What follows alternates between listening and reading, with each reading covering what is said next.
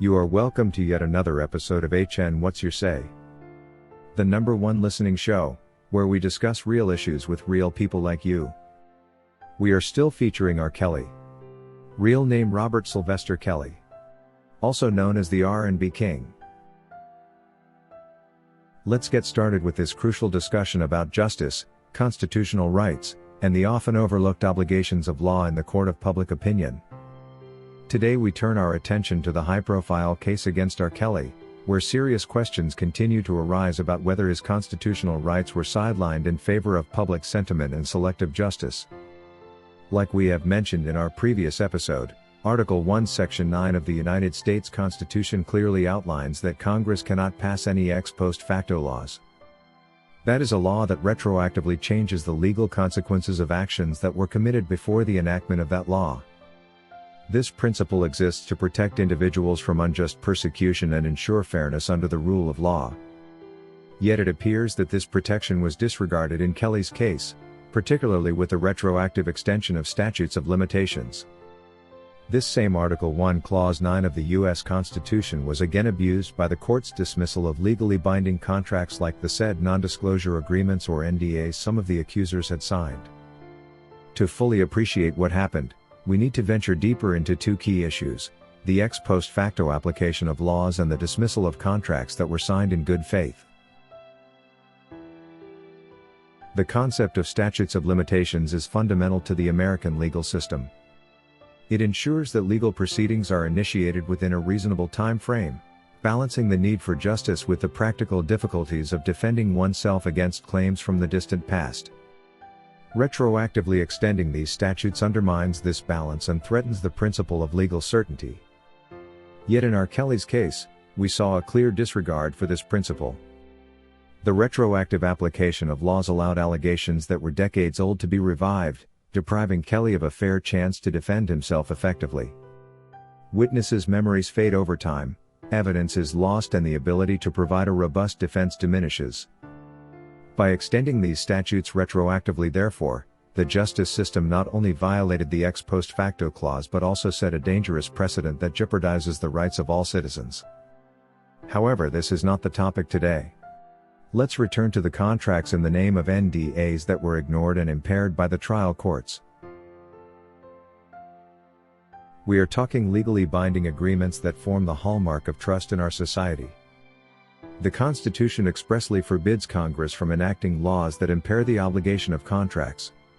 Yet in R. Kelly's case, we witnessed courts effectively nullify NDAs signed between him and some of his accusers, including one with Lanita Carter.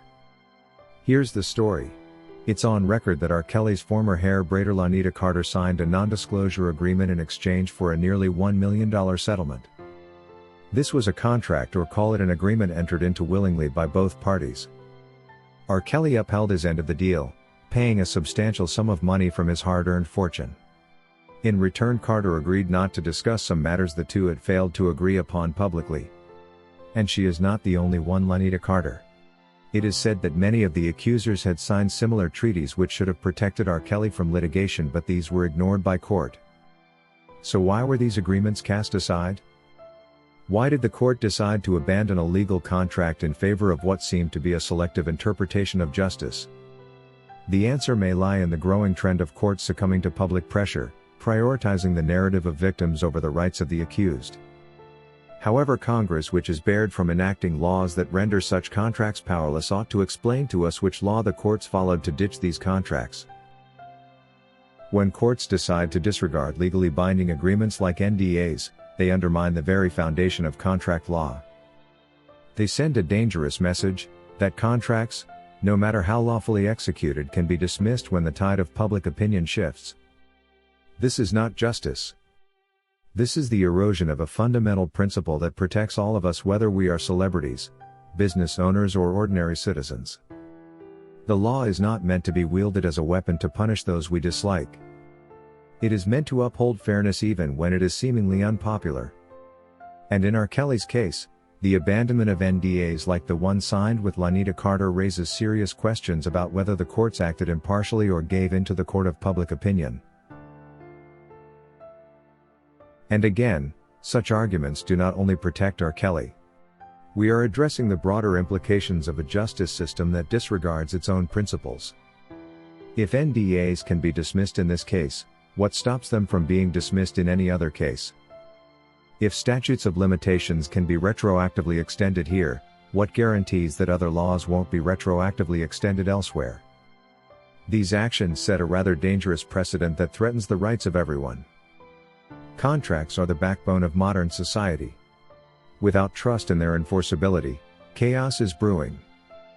And when we selectively ignore the Constitution to punish one person, we erode its protections for all, including its enactors and the public servants in the government. Remember how New York Governor Andrew Cuomo and his brother at CNN were targeted over foolish accusations. It is crucial that Congress and the courts address these concerns. The public deserves an explanation of what law was enacted to impair R Kelly's NDAs. Because if there is one, then it was enacted illegally and against the protections of the Constitution. Was there a valid legal basis for dismissing these agreements, or was it simply convenient to do so? And if retroactive laws are used to target one individual, where does it stop? The stakes are high. This is not just about a single case but the overall integrity of our legal system. We must ask ourselves, are we willing to sacrifice the rule of law for the sake of convenience? Or will we stand firm in our commitment to fairness, even when it looks difficult? The Constitution was designed to protect all citizens regardless of their status or popularity. In defending R Kelly's rights, therefore, we are not just defending one man. We are defending the principles that ensure justice for everyone.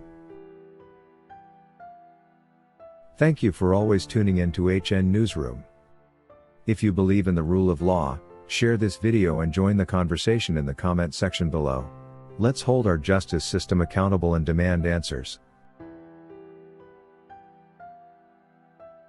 If you want to be featured in our video releases, send us your clips by emailing them to hnnewsroom242@gmail.com or use Google Drive for larger files.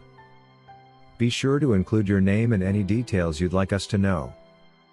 We can't wait to showcase your contributions. That is all we had for you today on HN What's Your Say? To keep updated whenever we post a new video, subscribe to this channel now. Also remember to hit the bell icon and enable notifications. And feel free to share your opinions with us in the comment section below, and let us know if you would like us to publish your views in our next release. We value all our subscribers' opinions.